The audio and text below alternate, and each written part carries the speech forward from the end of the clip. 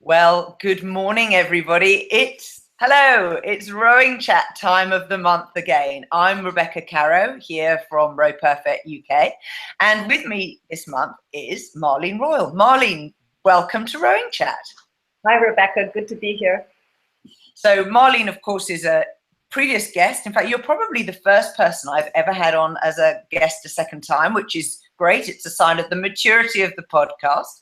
Marlene, introduce yourself to the listeners. Let them know about yourself and your background in rowing. Okay. Hello, everybody who's listening today to today's Rowing Chat. And I think we met last time in January last year. But just briefly, my history in rowing. I started rowing in high school when I was 14, so about 40 years ago this year. And I rowed for Westside Rowing Club in Buffalo and in university, Boston University, and went on after university to train as a lightweight sculler for doing national trials for a couple of years. And then I retired for about 10 years and actually went back when I was 34 years old and trained full-time until I was 39, aiming for the 2000 trials, Olympic trials, because that was the first year that lightweights were included in the Olympic lineup. So I actually retired from my competitive rowing in 2001 when I was 39. And I started actually coaching when I was in university at one of the first master's programs in the United States, which was a summer program at Boston University, which still continues to this day. And I did a little bit of high school sweep coaching, but fairly early in 1986 went up to Craftsbury Sculling Center in Vermont and spent 20 years in that program, and then went on to Florida Rowing Center in West Palm Beach, Florida, and spent 4 years there as the head coach. And since 2009, I coach part-time at Florida Rowing Center and do a number of private sculling camps around North America, and then run my online training program.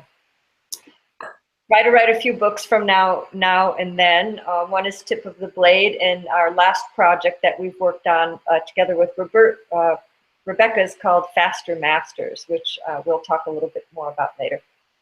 Fantastic. So Marlene was there right at the very beginning of the wave of Masters Rowing, which is still growing and including more and more participants around the world, which is absolutely fantastic. However, as we all know, one of the challenges of being a Masters rower is that often you don't get regular coaching in your club, that clubs are slightly more orientated towards juniors and seniors.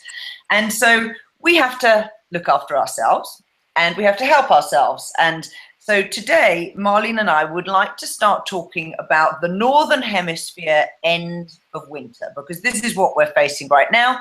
Many people are beginning to get back on the water if they're in the frozen north, if they're in the lovely south, where of course they've rowed throughout. We still have a change of scene in the UK. We're coming to the end of the head racing season, which is the long distance races that happen to mark the end of winter, and moving towards the summer where we do more side-by-side rowing. So Marlene, tell us a little bit about how we approach transitioning from winter training into side-by-side summer training. Well, it's a tricky time of year, especially because people who have been landlocked and on ergometers all winter are really anxious to get out on the water. Everybody can't wait to get in the boat. They want to row, they want to go, enough of this ergometer business. But you know, if you've been spending a lot of time land training, and even this year on the West Coast of the United States, the weather's been quite bad. There's been a lot of wind and rain. So actually people who have been able to row oftentimes in the winter have been indoors this year as well. So it happens even in California. But if you've been spending a lot of time on the erg, you know, you're living in a linear world, essentially. You know, our ergometer is a two-plane, two-dimensional exercise. it's a very, very good fitness tool. It's an excellent conditioning tool. You can work on some aspects of your technique from the boat, but other aspects are very, very different. So the main factor when we start to transition into the boat is, one, now we're in a very movable world. You know, we're a body that weighs 5 times more than the weight of our shell, and our shell is on water, and perhaps our water is rough, maybe it's flat, maybe we're in wind, but we're also now working in a 3-dimensional world where our oar handles are moving in a circular pattern. We're moving around the pin. There's a lot of dynamic things going on that don't happen on the erg. So when you're transitioning into the boat, the biggest factor, I think, initially is to completely focus on technique and be really careful about your fatigue level. So let's do those one at a time then. So let's start first with the fatigue level. What does that mean? Well, if we're looking at rowing with good form, which we're talking about posture, we're talking about our power application of our legs, working through our hips, having a strong connection with our torso and using our body weight. You know, with good rowing technique, we're focusing our power through the hips and through the glutes, our butt muscles. And if you get fatigued, what's going to happen is all these very small muscles in your spine. You have many tiny muscles that are ligaments that are supporting your spine that are now reacting to a movable system, which they don't experience when you're on the erg. So if you start to have fatigue in the tissues in your lower back, in your spine, chances are, as you get fatigued, instead of focusing your power through your hips and swing, you're probably going to start flexing your back, and the movement pattern is going to start to break down, which is then going to load the back in an unhealthy pattern. Our backs can take quite a bit of load and apply quite a bit of force as long as the spine is in the correct position. But when you get on the water at the beginning of the year, those small muscles are lacking endurance. And, you know, so one of the things I think is important is avoiding fatigue in those sessions, and focusing and then putting the focus on technique and keeping the time very limited, maybe 45 minutes, maybe 60 minutes, in order to allow those muscles the chance to row well and to keep the proper mechanics. Because as soon as your mechanics start to break down when you're in your first month on the water, you know, you're better off to come off the water right away. That is so true. So let's just home right on in on fatigue. So I'm going to tell you about me. I know when I get tired, I slump.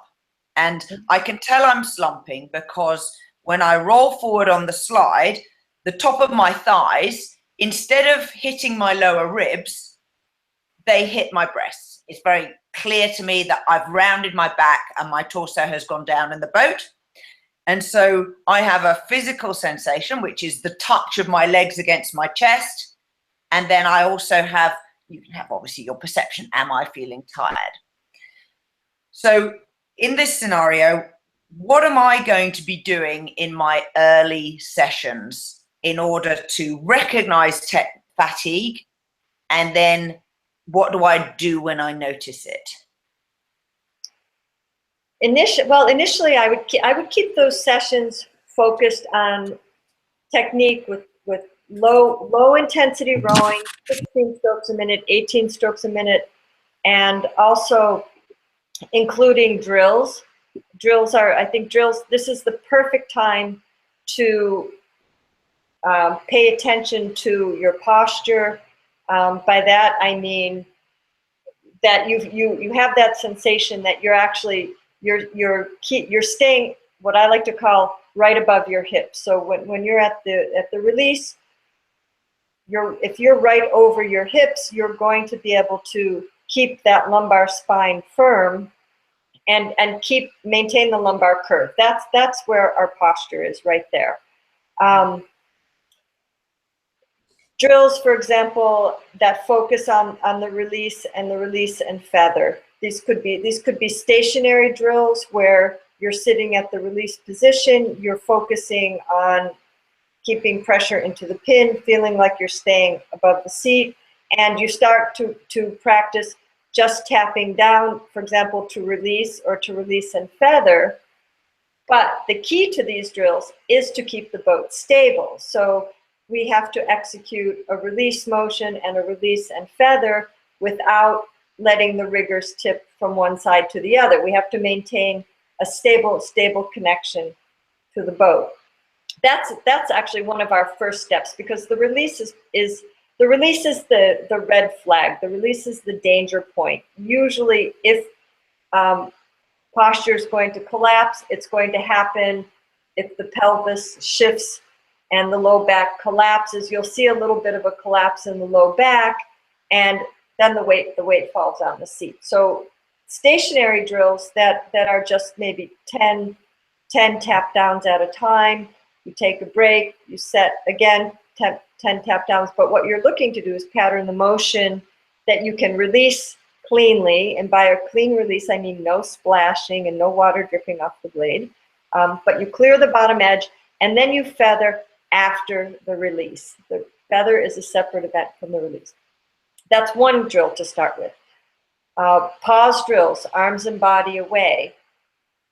I like to use this drill for about 70 different things, but when you're starting at the beginning of the season, again, our focus is proper sequencing out of the bow and being aware of our posture and where we're putting our body weight. So I like to use pausing, arms and body away as a kind of a marker of this is where one stroke cycle ends. And when the slide starts, this is when the next stroke cycle begins, because that's kind of indicative of our rhythm shift, is pausing, arms and body away. So including that, say, short sets of 5 strokes at a time, then you go back into your continuous rowing, 5 strokes at a time, because that's where you have that ability to make sure you're following through. Make sure you've completed your weight shift, which is arms and body away and the weight shifted out of bow before the knees start to rise. Because if we don't complete that weight shift, you're going to complete that weight shift on the slide. And that's going to be a big destabilization as you're coming up to put the blade in the water. So that's a really important transition point for the speed of the boat. It's also a great collection point to check your posture. If you are not quite sure, oh well, am I sitting up enough? Am I supported enough on the oar handle? You can check this very simply by just put more weight over the handle. When you're at pausing, arms and body away, when you put weight over the handle, you should feel that it helps your chest rise, and that it takes a little bit of lightness out of the seat. It takes a little bit of weight out of the seat. Then you're loading some of your weight into the rigger, which is what we're looking for to stabilize the boat. So that's a really good place to check your posture. If you don't feel like your chest is being supported, that it rises a little bit, you don't have enough weight over the oar handles, and probably your oars are touching the water. So it's also important to get your blades off the water. So that's a big one. But as I said, all these drills should be done in very short, high-quality sets. 5 strokes, then blended into your continuous rowing. 5 strokes blended into your continuous rowing. Another drill that I like to use a lot is the delayed feather drill. And this is a drill for making sure that your blade is coming out square and clean, and you just delay the feather until your hands start to move away from you. which is on the recovery. And this is a really important technical point at the beginning of the season, because there's a real tendency to want to, quote, be long at the release, which means oftentimes people are feathering out of the water. And once the blade starts to feather, and if it's in the water, it's really not doing any work anymore to help propel you forward. So I like to pay a lot of attention to making the release and the feather two separate events. You know, the release is the transition at the end of the drive. The feather is part of the recovery. So your hands must be moving away from you. And it's a pattern that's really easy to fall into, feathering out of the water, because people think, oh, I want more swing, I want to be long. But what ends up happening is the blade stays in the water too long and it gets stuck. And if you swing too long off of the back of the seat, in the rhythm of the stroke, you then don't have enough time to establish your body angle, because we only have X amount of time per stroke to establish our body angle. So we have to be very careful how much we follow through off the back of the seat. You know, I would prefer to see more swing a little earlier through the middle of the drive and have the swing completed over the seat, so that the sculler or the rower, they can then make their transition and transition their weight out of bow with the amount of time available. Because if they're too long, someone can get over the seat, but they don't get their weight really shifted out of the bow. I think that's a really important point, particularly when we're considering coming off ergos. Because in the erg, you do tend to back end everything. And the ergo slide is sloping down toward the front stop position. Mm-hmm. And so you don't have to use a heap of hamstrings, and it'll pull you forward because you have the recoil action of the chain and the elastic bungee. So this is a very significant change, isn't it? Yeah, absolutely. And that's for people, I think it's one of the hardest changes to make, because when you're on a rowing machine, force times distance, you know, the longer your stroke is, the more it helps your score. However, when you're on the ergo, the recovery doesn't matter. You know, it doesn't penalize you and it doesn't help you. But when we're in the boat, it's an absolutely different situation, because in the boat on the recovery, one, our oars are out of the water, and they're out of the water 2/3 of the stroke cycle. So what you do when your blade comes out of the water, how you manage your body weight, how you manage keeping lift in the boat, which is what we're trying to do. We're trying to make the boat more buoyant. So staying light on the seat, using the riggers to support some of our weight is very, very important in the recovery, to help our boat maintain run. You know, he who has the best recovery wins. You know, if you have two crews with equal, I know we've talked about this before, but if you have two crews with equal drive power, the crew that is technically better on the recovery is going to win, because they're going to maintain better momentum. They'll have less change in the velocity throughout the stroke cycle, and they're simply going to travel farther per stroke. So it's a big correction from the erg, where it's very easy to lay back far and have all your weight come down on the seat and your elbows come past your body, and that helps your score. But if you do that in the boat, the moment the oars come out of the water, you're going to drive all your weight into the bow, which is not going to help the boat go faster. It's like putting the brakes on. After you've had this wonderful drive, you put the brakes on. So I think that's a hard transition for people, and a good drill to help that is rowing feet out of the shoes. Ooh, you're talking my language. Because rowing with your feet out, you can't, if you're sensitive, you can't cheat. And if you cheat, you'll probably go flying out of the boat. So the object in rowing is not to get wet. So, but rowing feet out will help you feel when the blade needs to come out. It needs to come out with the same timing that it comes out when you're rowing square blades. It's exactly the same. The key is to move the feather to the hands away instead of continuing to feather with your hands coming into the body. And that's what feet out rowing helps you feel, that transition of your weight through the release, which is going to feel short compared to your ergometer rowing, but it's not, because we're going to move your length to the other end of the stroke. So Marlene, could we help ourselves in the transition by practicing feet out rowing on the Ergo? Yes, absolutely. With many of my master's athletes that I work with, I encourage them, when you're doing your low intensity rows, your say your steady state at 18 or 20 strokes a minute, always row feet out, just as a general rule. And some coaches have their athletes rowing feet out all the time.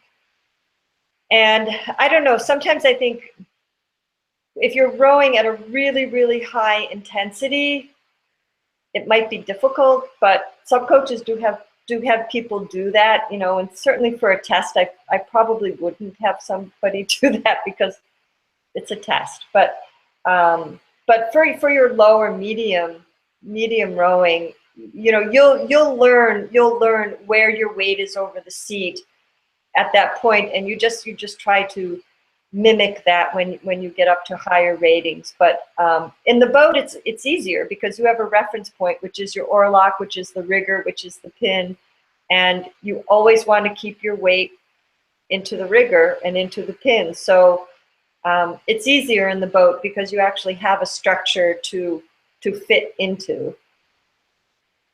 That's fabulous. So just to summarize, coming back onto the water, we're number one, we're short sets and very high quality rowing. So don't be afraid to stop frequently, have a little drink, have a reset, and then go again.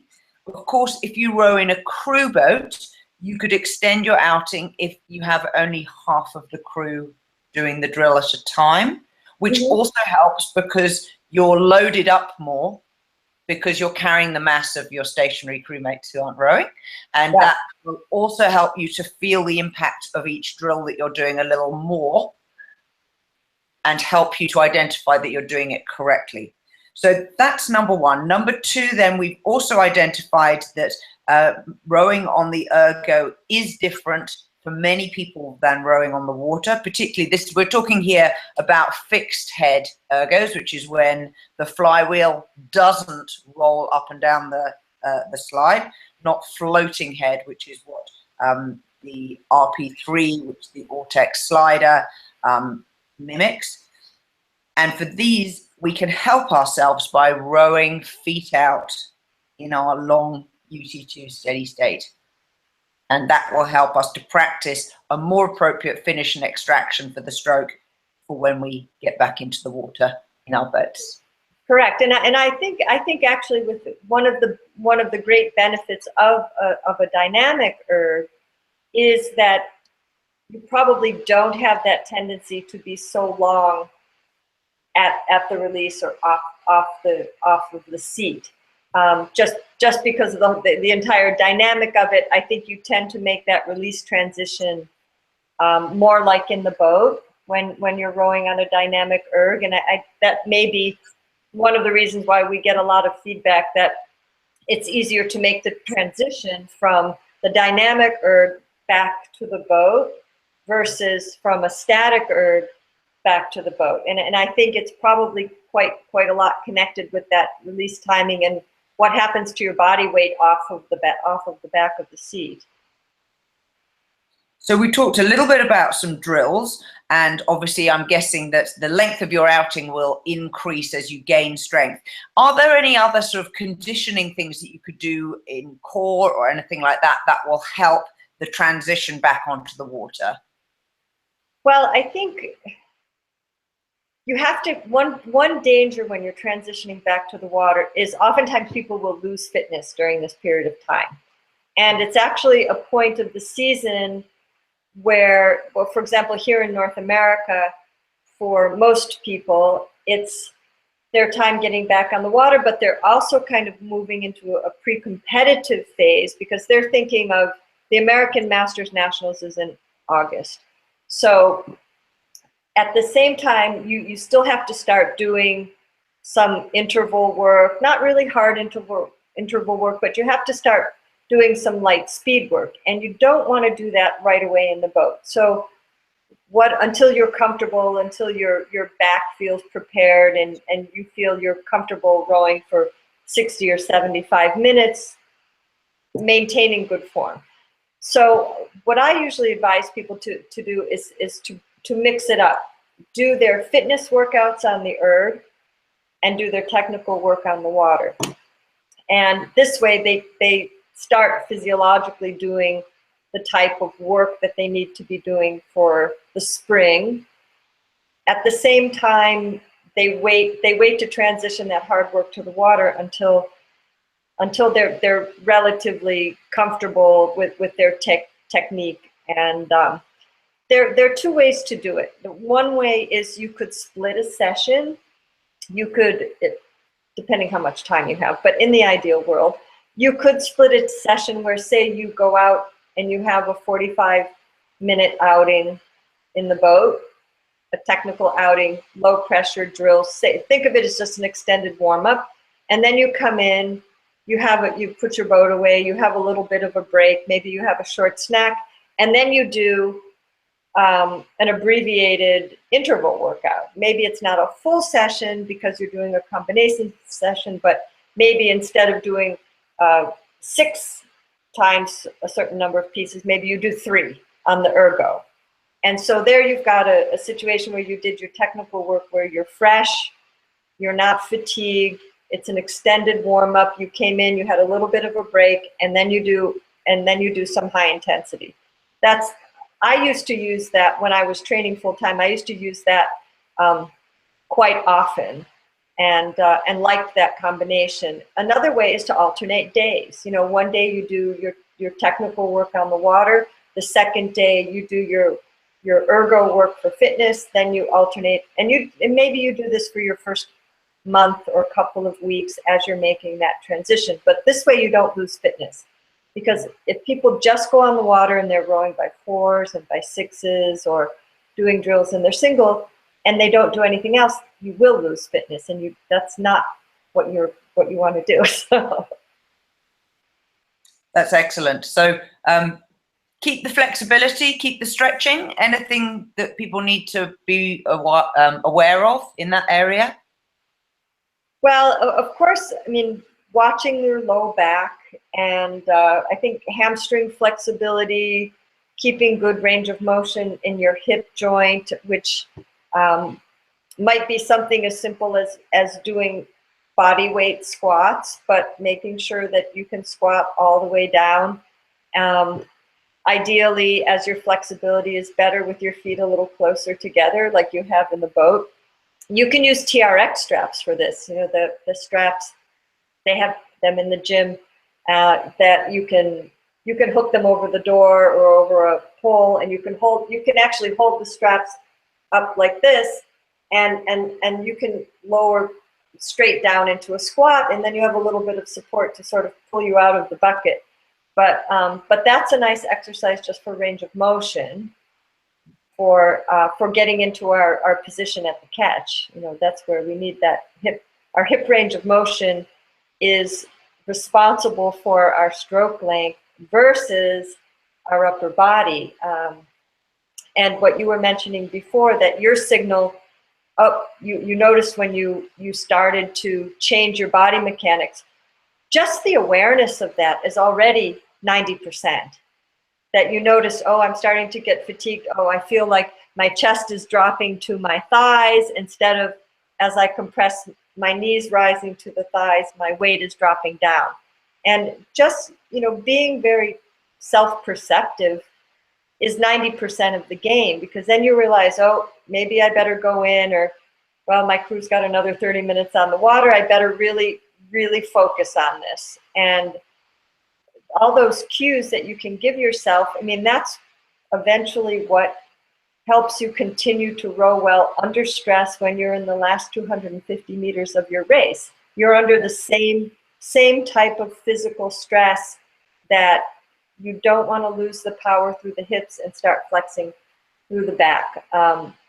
So the more you can just train yourself to be aware of these things, the better chance you have to control the movement. And with continued conditioning, you're in a better ability to do that because your muscles simply won't fatigue as quickly.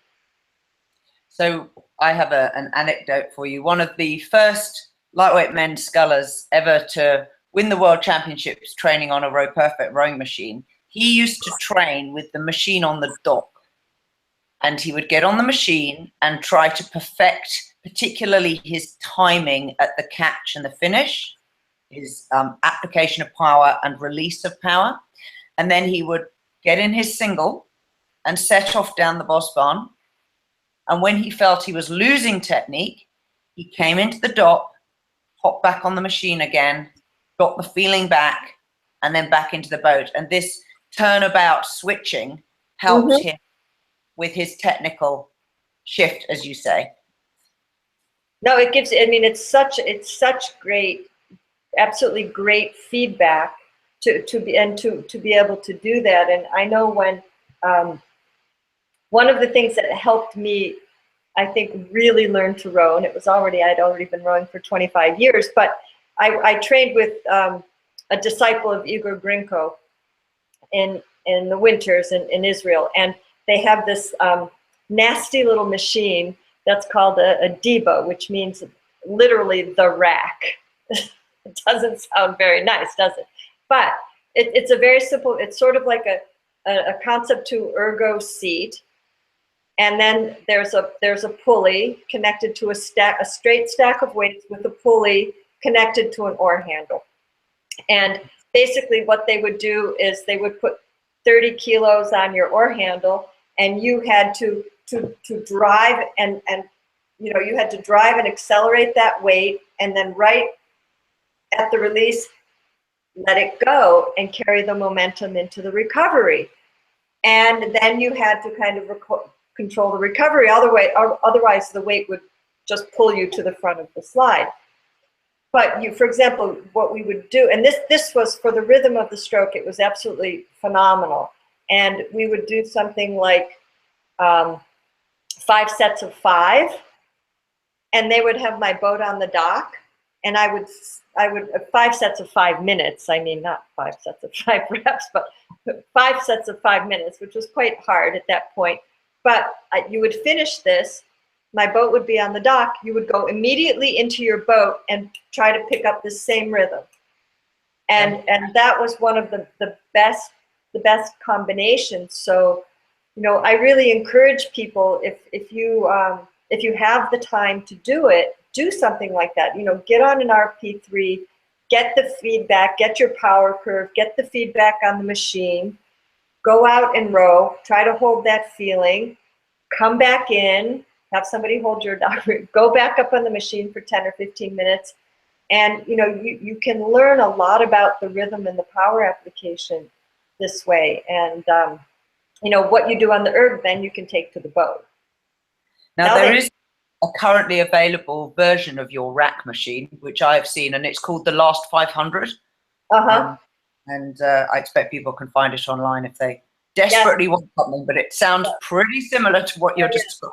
Yeah, I think it is. I think it is, because I know Igor built a bunch of them at the training center in Augusta. But you know, it's the simplest concept, but it's all about that drive and momentum. And when you're pushing that much weight, you absolutely have to maintain the integrity of your back and your spine, and you have to work through your hips. Otherwise, you can't move the stack of weight. So it was a really, really terrific learning tool. And I would encourage people, think in combinations of things during these transition times. You know, spend half your time on the water and half of the time on land, or focusing on your fitness or your core. But But keep the work at the beginning of the season very high quality in a technical sense, because the way you row at the beginning of the season is the way you're going to row all year long.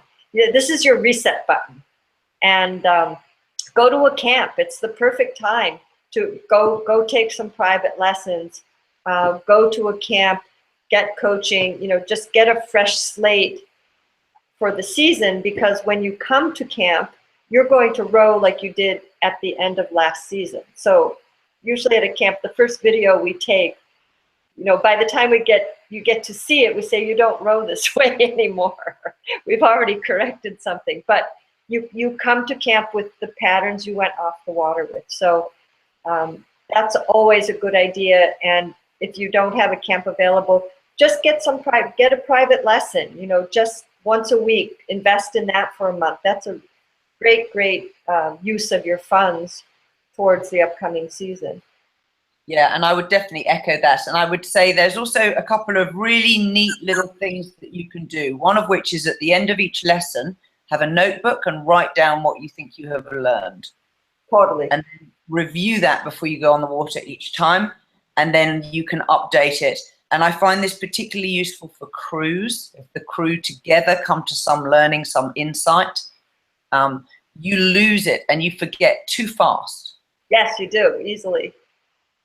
Well, that when I was training and I had opportunities to have a half an hour with a different coach, I always wrote some notes. And I found that if I went back to my logbook and read those notes, I could recall the whole session just from 4 or 5 key points. And then I was like, yes, I've got this practice, I'm going to focus on this, and have a focus for each practice. Some people, I used to like to focus on one thing for an entire practice. Some people like to pick one point you focus on for one piece of your practice, another technical point for another piece of your practice. But don't try to do too many things at once. Just focus on one thing, because whenever one element gets better, they all get better. That's the beauty of the cyclical sport like rowing, that when you agree with what the boat is doing, certain other things will go away because they can't exist in the proper environment. So everything you do helps, but stay focused and give yourself mental breaks and focus on quality. At least I think the first month when you're in that type of transition. Fabulous. Right, we're going to hear from our sponsors. Have you joined Faster Masters yet? Now's your chance to get in, just as you transition back onto the water after the northern winter. Set up by Marlene Royle with Row Perfect, this is a program for teaching technique and racing preparation for masters who don't get regular coaching or who want to advance their skill with additional coaching input. It is 7 episodes or chapters, each with a video explanation, a transcript, and additional ebook material to support. My personal favorite is chapter 4, covering drills and exercises for developing stroke power. A particular concern as we age, because each decade in our lives is somewhat different in terms of strength loss and bodily changes. Stephen, who is a member of the Faster Masters, described the whole program as this. Imagine a book that's based on a conversation between 2 of the most insightful minds in rowing, and you have Faster Masters. Marlene's observations are based on a deep understanding of how athletes move boats. Rebecca asks all the questions we want to be answered and adds her own insights. I consider Faster Masters to be among the best sculling and rowing books on the market. Are you ready to try it for yourself? Go to rowperfect.co.uk and look for the Faster Masters icon at the top of the home page. We look forward to welcoming you into the group. Now, back with Marlene, my guest today, and I want to move on to a question that we've had in from Stephanie. Would you like to explain her question to you? Well, Stephanie wrote a post on our new Facebook page, which is called Masters Rowing International. And she explained her situation, that she was injured, she's been off the water for a while, and before her injury, she had moved into a racing single. So her question was, I'm re-entering the boat, starting to row again. Should I spend my time in a more stable boat, such as a Moss Arrow, or should I go directly into my Hudson single? And she posted this on the Masters Rowing International, and a number of people responded with different ideas, and all of which I expected. Some commented, "Oh, don't worry about it. Just get in your Hudson and have a good time." Okay, so there's sort of this point of view, which I understand, and this is exactly what I would say. Yes, the beginning of the season, that's what everybody wants to do. Everybody wants to get in their racing boat and just go have fun and row. They haven't been on the water. However, you're probably not prepared to do that, and you might end up just biting off more than you can chew. So it could be an exciting day. Some people recommended make sure that you're doing your core exercises and working on your glutes on land, and bridging exercises. And I think those are all great tips to, get your torso and your hips and your glutes, our main power source, get them ready to go back on the water. I really encouraged Stephanie. I just answered a short post, so I hope she's listening here, so she can hear our longer discussion, or we'll tell her about it. I think it's really important not to be in that rush for the racing single, because if you go into a stable boat, that boat is set up, your foot stretchers, your rigging, you're set up with the same dimensions that you are in a racing boat.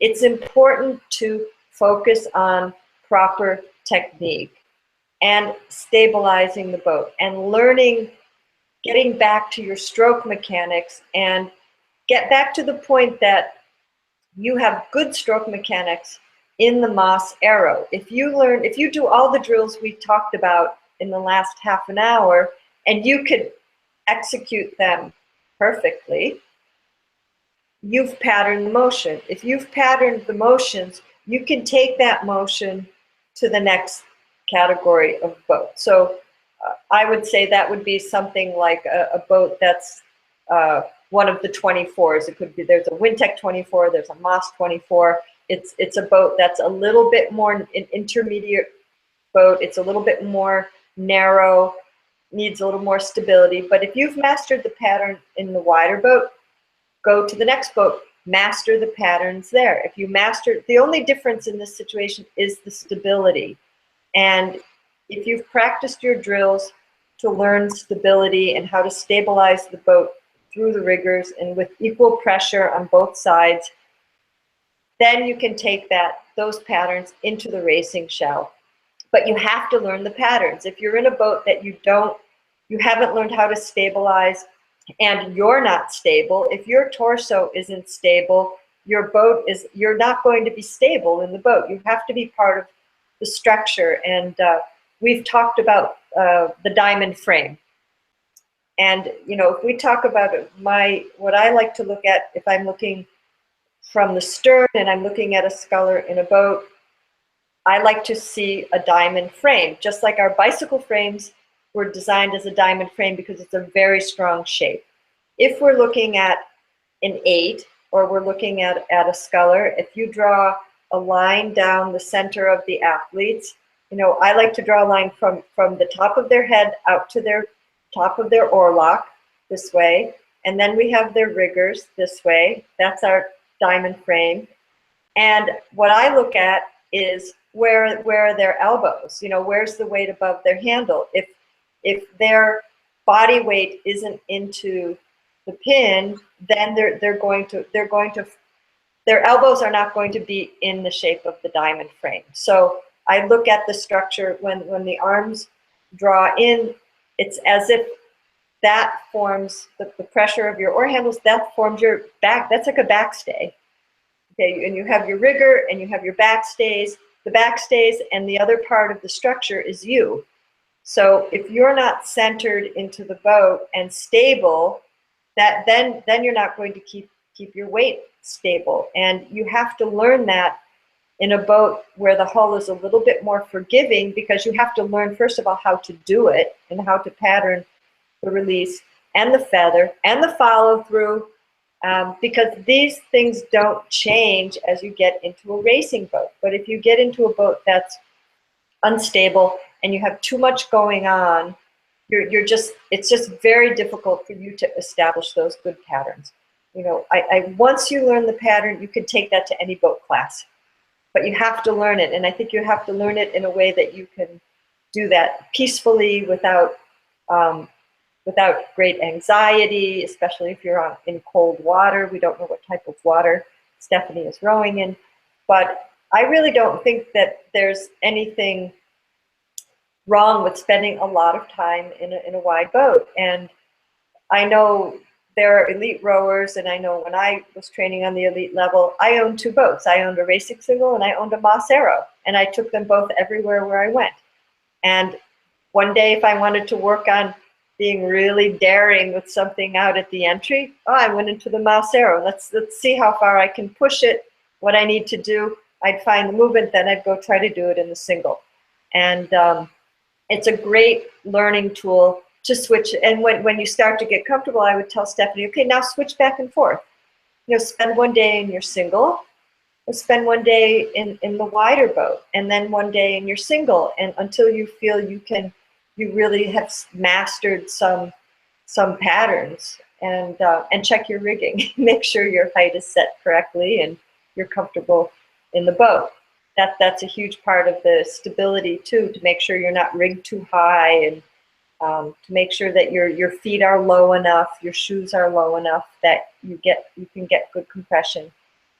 So I don't think there's any rush. I think it's well worth creating good functional movement patterns. Once you know them, you're just working it in a mode with a little bit less stability, but you will learn how to stabilize that. But you still have to know how to do it in the first place. Fabulous advice. Thanks for that, Marlene. And anyone else listening who has a question for Faster Masters, please put it in the Masters International Rowing Facebook group. Now, I want to move on and talk a little bit about kettlebells. They're terribly demode at the moment, and we've had a couple of postings, people talking about kettlebells as a tool for training strength for rowing. Marlene, for those of us who've never seen or used a kettlebell, what are they and how can they help us? Well, a kettlebell looks like this. Here, I'll show you. This is a small one. This is a baby kettlebell. This one's only about 5 kilos, but they actually come in different sizes. 16 kilos is the kind of starting size. For women, maybe 12 kilos. For men, they can go up to 32 kilos. So essentially, it's an iron cannonball with a handle. And they have been around since the 1700s. And this is a Russian training tool that started back in the 1700s. Very portable. The armies used to carry them with them because they could do all kinds of exercises wherever they were, and there were strongman competitions and strength endurance competitions in Russia, starting back then in the 18th century. So they're nothing new, really. And in Russian sport and Soviet sport in that 70 years, they were the basis of strength training for multiple sports. I would say almost all athletes used them to some degree. And they've become more known here in North America and in the West. A man named Pavel Tsatsouline, who came from Russia, he's really the person who kind of systematized teaching kettlebells, as they're called here in English, in North America. And this is probably one of the most efficient, economical, effective, and time-saving tools you could possibly have and possibly use. Kettlebells have there's a couple different moves. One of them is called swings, which is a move it's very, very similar to the rhythm of a rowing stroke, that you have sort of a stance where you're bent, slightly bent kneed. You hold the kettlebell with one hand or two hands, and you kind of swing it through your legs, and then you push with your legs and your hips. You really drive your hips, and you actually swing the kettlebell up to about parallel with the floor. So the rhythm, and then it recovers down, and then you drive the bell up again by driving the hips and with the hips extensors. So it's got a motion that's very, very similar to the rhythm of the rowing stroke and uses almost all of the same muscles. But kettlebells are unique in that they combine. It's such a multi-joint, coordinated motion that it stimulates your nervous system to a really high level, and they're very good for improving the health of your back, because the kettlebell has certain, in order to even do it, it has certain prerequisites.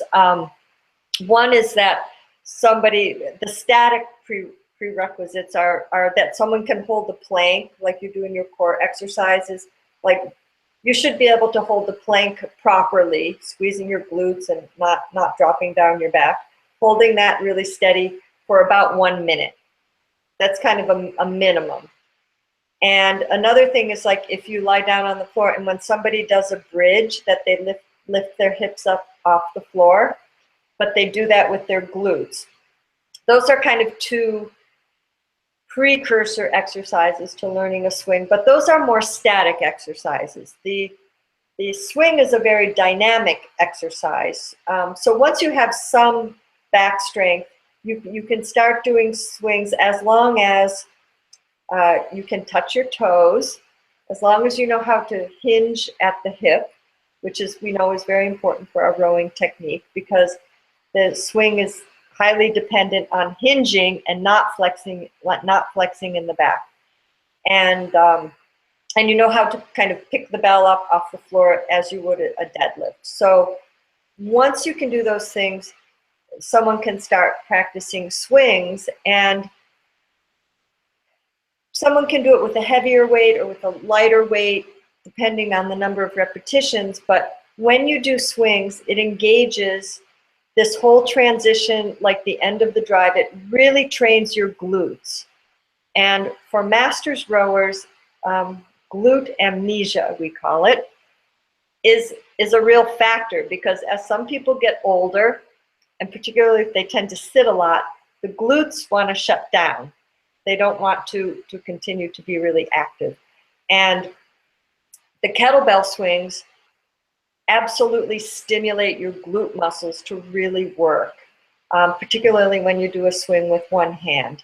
So it's one of the best exercises for working on your glutes, and at the same time, your back is stabilizing as you're working through your hips and legs.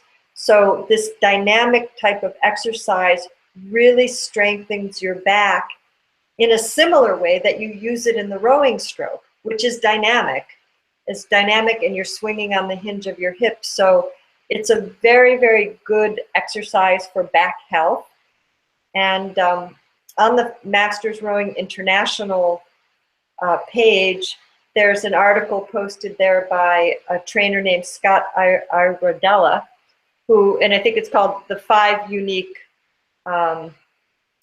Qualities of the Kettlebell Swing. So the link is there that anybody can read that, and he goes into detail about all of these different aspects of the kettlebell.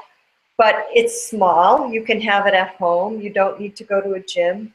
You can do it 20 minutes, 2 or 3 times a week, and it's just a phenomenal strengthening exercise.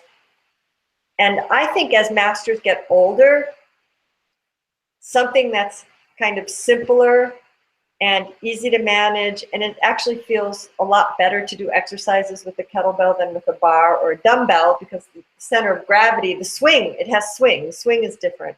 I think for older athletes, as long as you've got some proper coaching for the technique, I think it's a really, really good way to keep all that dynamic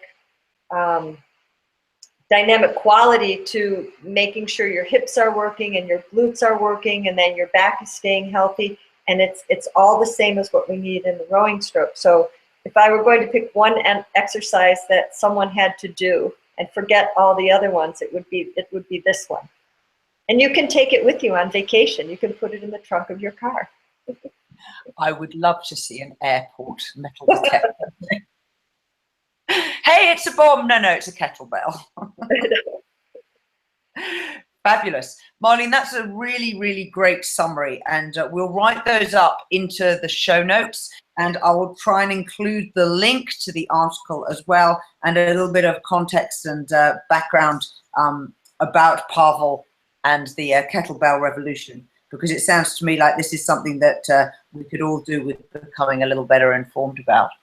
Yes, one of the, probably one of the best, if you like to read a book, one of the best introductory books is called Enter the Kettlebell. And it's by Pavel Tsatsouline, and there's great exercises in it, how to learn how to squat, how to learn how to improve your hip flexibility as prerequisites to doing the kettlebell swing. And it's 100% transfers into what we need to do in the boat. Well, that sounds like a dead cert. We all need to be onto this. Marlene, it's been absolutely delightful talking to you. Can you tell the listeners where they can connect with you? My website, which describes my online training programs, is roylerow.com, ROYLEROW.com. My email is roylerow@gmail.com. ROYLEROW@gmail.com or AOL.com. Or better yet, go to the Masters Rowing International page. It's a public page. So if you post something, it'll request that somebody just approve that you join, but anybody can join and post a question, or if you have rowing business or things you'd like to tell other masters rowers about, make a post there. And Rebecca and I, we both try to keep track of things, but we've already have almost 600 members in the group, and they're already supporting each other with answers and advice, and they're from all over the globe. So I think that's a great resource for people with a lot of different ideas, and we have some really good health professionals and strength coaches and boat builders, referees, everybody involved. So I definitely, I think that's a great place to post a comment or question that you think might apply to other masters like you. Fabulous. Marlene, as ever, it's been a complete delight hanging out with you. Your insight, your wisdom, really, really valued. And for everybody else, please tell other people about Rowing Chat. We have an archive on YouTube and SoundCloud. You can subscribe in Stitcher or iTunes or all the usual places. And listen out next month, where we're going to be talking about coxing and how to teach coxswains skills. Because one of the challenges we all know is that very few coaches have themselves been a coxswain. So till next time, thanks for joining us. Goodbye.